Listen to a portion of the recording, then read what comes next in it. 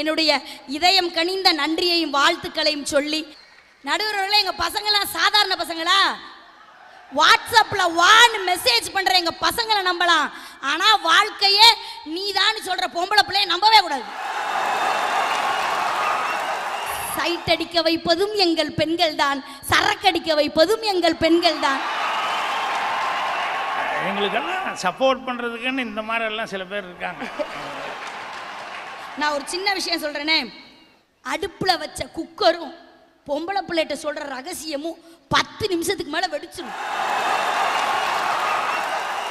புதுசா போன் வாங்கினவனும் புதுசா பொண்ணு கட்டினவனும் அன்னைக்கு ராத்திரி பூரா தூங்க மாட்டாங்க, அப்படியே மந்திரிச்சோட்ட கோழி மாதிரியே திரிவாங்க.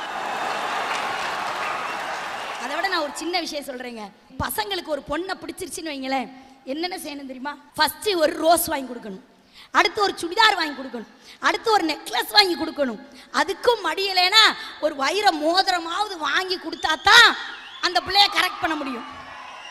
ஆனா ஒரு அழகான பொண்ணு ஒரு பையனை குறி வச்சிருச்சுன்னு வைங்க, பொண்ணுனா சிக்கன் இருக்கணும், போன்னா சிக்னல் இருக்கணும், சிக்னல் இல்லாத போனும் சிக்கன் இருக்கிற பொண்ணும் பசங்களை சுத்தல்லையா விடும்.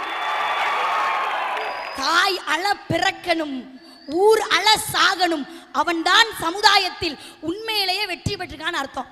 ஒரு பொண்ணு செல்லுல பேலன்ஸ் இருந்துச்சுன்னா எவனோ சிக்கிக்கிட்டான்னு அர்த்தம். ஒரு பையன் செல்லுல பேலன்ஸ் இல்லைன்னா எவட்டையோ மாட்டிக்கிட்டான்னு அர்த்தம். நிமிர்ந்த நன்னடை, நேர்கொண்ட பார்வை, நிலத்தில் யாருக்கும் அஞ்சாத தன்மை, பெண் நிமிர்ந்து போகணும்னு ஒரு சுதந்திரம் கொடுத்தோம்ல, இன்னைக்கு பிள்ளைய குனிஞ்சே தான் போகுது, SMS பண்ணிக்கிட்டே போய் பொதுக்குன்னு சாக்கடைகள் கிடக்கு. வீட்டில் எங்கெங்க சுதந்திரம்